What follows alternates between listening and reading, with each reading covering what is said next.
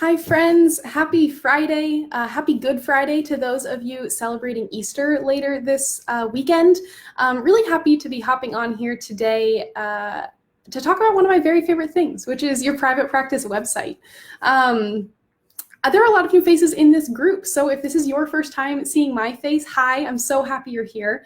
My name's Anna Walker. I am a web and marketing strategist that works with private practitioners just like you to help you market your practice in a way that isn't just effective, because we want you to be able to get booked out and make a living doing what you love, but is also authentic and takes into account the needs of your client, your strengths, your talents, so that you can really build a practice ultimately that you are proud of. So that is what we do in this group. Obviously, a lot of the conversation that has been happening lately has been around the coronavirus. I know we're tired of hearing about it, but I also know that it has impacted you as a private practitioner in a really, really massive way, in a way that a lot of other people probably can't even understand. So today we're going to be talking about how to update your website as a result of a lot of the changes you've had to make in your business. And I'm really, really excited to dive in. If you are watching live with me, will you say hello in the comments? Let me know if you can hear me okay. Let me know where you're joining from. Looks like we have a couple people. Hey, Shayla, online practice since 2019. That's amazing. Shayla, thank you for being here. You are the example of the fact that is really at the heart of my message, is that you can absolutely be successful as an online therapist. Shayla, thank you. I'm so glad you're here. I'm glad you made that comment, because that is what we're here to talk about today. You know, your website is your number one marketing tool. We talk about that all the time in this group, and that has never been more true than right now. Everything's happening online. And so it is so critical that right now your website is doing its job to connect with clients and let them know that you can serve them right where they are right now, right? We mean emotionally where they are right now, and we also mean physically, you know, from home, that kind of thing. Hi, JC. Hi, Cindy. Thank you so much for being here. So today we're going to be diving into what updates you should be making to your website to make sure that that is reflected and that you're communicating these things right off the bat when someone lands there. Marketing right now, we need to know this, isn't necessarily about getting a huge onslaught of inquiries. If you're like most practitioners, you've probably seen a drop in the number of people reaching out for therapy. And that is just because many of the basic needs, right, of our clients, of your clients, aren't being met right now. And so fewer people are looking for therapy at this very moment. But we do know, and experts are agreeing, that there's going to be an uptick in inquiries as things normalize. And we want to make sure that you're equipped for that, right? That's what this is all about, because the sooner you have updated your marketing, your website for online therapy, the sooner you can stand out and get found by the people that can benefit from your services. There are clinicians right now, you know, Shayla might be one of them, that are still getting multiple referrals per week. That's because they're set up for success. And so this training is going to be all about that. And I encourage actually that you stay to the end, because I have a super helpful resource to help you update all of your marketing, not just your website. So let's go ahead and dive in. The changes you need to make to your website to reflect these changes in your business and in your practice, right? This, of course, assumes that you already have a website. This isn't a guide on how to create one. If you need help with that, please let us know in the comments, because we will absolutely, I can tag you in a couple trainings I've done in the past to help you get there. So this assumes you have an effective website, and you're very first thing that I want you to update, if you haven't done this yet, is the hero of your website. The hero of your website is that very first area that loads when someone lands on your website. And the minute someone gets to your site, they need to know three things. They need to know, number one, what you do. Number two, who you serve, and if you serve them, right, so that they can understand if you're the therapist for them. And number three, that you offer online therapy. I've had a couple conversations with clinicians this week who have asked me to look at their website. I've gone ahead and loaded it up. There's nothing to indicate that they are online and that they're offering services that, you know, virtually. That has to be so clear right away. There should be no doubt in anyone's mind that you are offering online therapy, because everyone's thinking that way. So we need them to, we can't make assumptions that they know. We have to say that out loud, right? So the best way to communicate this as you update the hero of your website is with my favorite 2-statement formula. Number one, your practice promise, and number two, a descriptor statement. That's what's going to communicate those three things. A practice promise, if you have missed it before when we've talked about it in this group, is a single statement explanation of how you ultimately change clients' lives. So a good example of a practice promise is if you're a grief counselor, a safe place to grieve, heal, and discover what's next. Something like that. That is like, okay, that is what you offer, right? That is how your clients' lives change as a result of working with you. Your descriptor statement, conversely, is a to-the-point description, as the name implies, of what you do and who you serve. Now, this needs to reflect online therapy. So again, if we use a therapy example, a good descriptor statement would be online grief counseling for men and women in Florida. Perfect. If I am a woman in Florida grieving, all of a sudden when I land there, I know that you're the therapist for me. If I'm a woman grieving in Florida and I land there and it just says your practice name or has your logo or your phone number or a Brené Brown quote, I don't know that you're the one for me, right? We want to get to the point the minute that website loads, and that has to be clear that you do online therapy. You know, if you have a way, if you're a web designer, you can dabble in that, and you want to have a banner that says, you know, virtual sessions now available, you can get creative. But what really has to happen here is that the minute someone loads your site, they know that you're offering online therapy. So after this training, hop over, you know, type in your URL. I know you may not visit your own website very often, and make sure that the minute that website loads, someone knows that you offer online therapy. And if not, use this two-statement formula to update that, okay? That is a big one. Next, create a strong call to action. This is true regardless of if you offer online therapy or not, but is especially true right now. People have hesitations about online therapy. People have hesitations about therapy in general, but therapy. They have a lot of questions in their mind. And so we want to ease those by not asking them if you're comfortable with this in your practice, by not asking them to schedule a full-fledged appointment, right? That is the beauty right now of some of the flexibility in your own schedule, is that you can likely offer some sort of consultation. I really, really encourage that you do that. Offer a short 10 to 15 minute virtual consultation. That might be a phone call. That might be a video call. Whatever that is, this makes reaching out to you, if I'm a potential client, way less intimidating. And it also allows me and you to form a connection, right? Before I become a client, I can make sure that we actually vibe together. You may already offer a consultation, but if that's not immediately clear on your website, again, that's something that needs to be updated.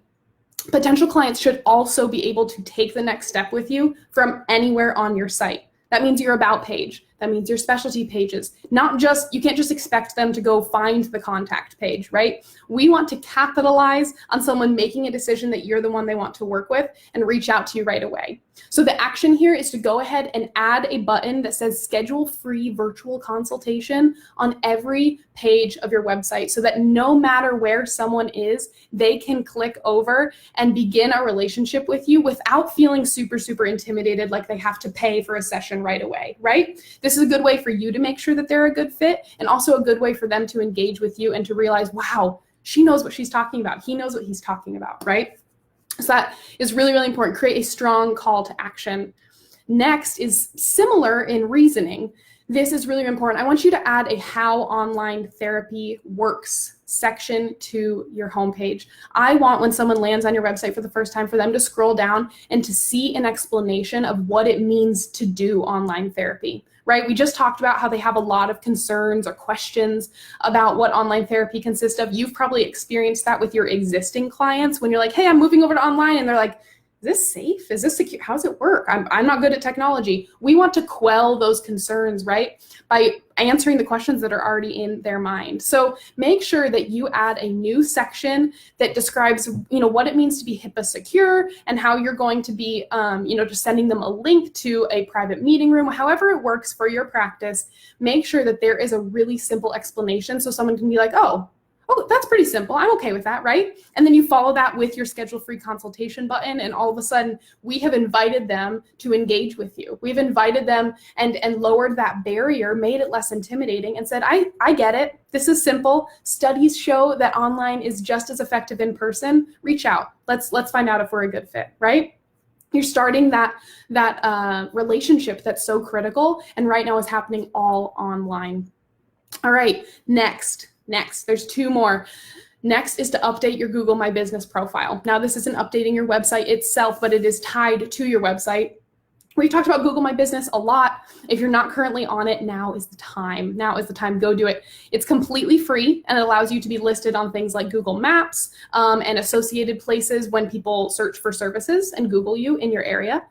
And yes, you're not seeing clients in person right now, probably.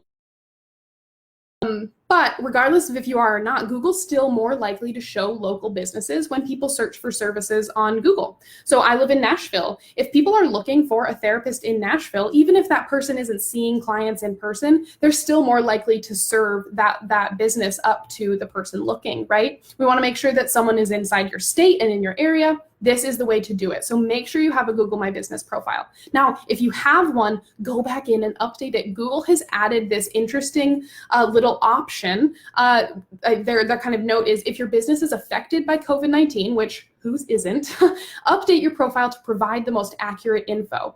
Now, this is a place for, maybe if your favorite restaurant had to temporarily close its doors, that's a place you could do that on Google. But for you as a private practitioner, it's a place for you to say what you're doing for your community, the fact that you are offering that online. So log back into Google My Business if you haven't done that since all of this kind of started and since you moved over to online therapy, to make sure that that is clear. Because again, if someone, will use the grief counseling example, if someone is just really struggling with their grief, which makes a lot of sense in this season, and looks for grief counseling near me and your name pops up, we want it to show immediately in that Google My Business listing, oh, she does online therapy. Okay, great. I'm going to click over into her website. I'm going to learn how online therapy works. I'm going to form that relationship, and I'm going to schedule my free virtual consultation. It's a great way to start that process right from Google. So make sure that you're updating your Google My Business profile.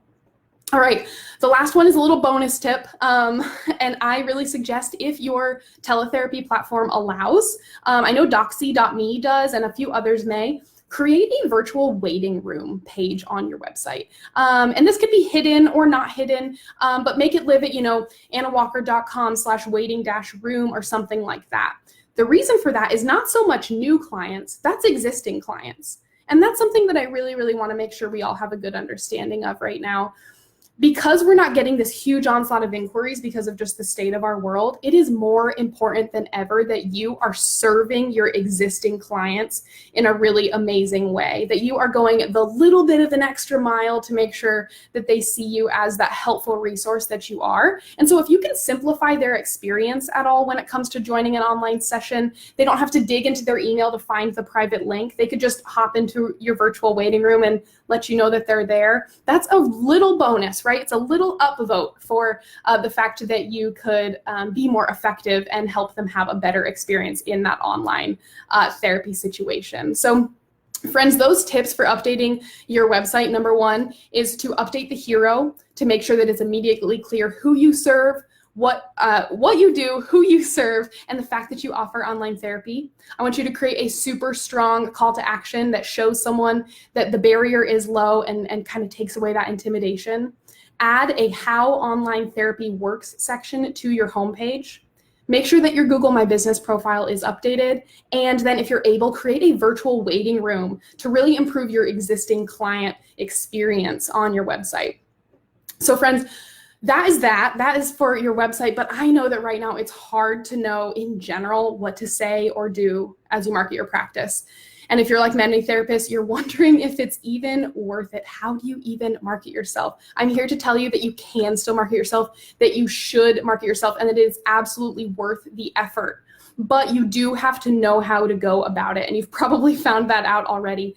As you pivot to online therapy, especially in this time of just really big uncertainty in our own lives and the lives of our clients, you have to make some really changes to your marketing in order to be effective. We talked about a few of those with your website, but it's bigger than that.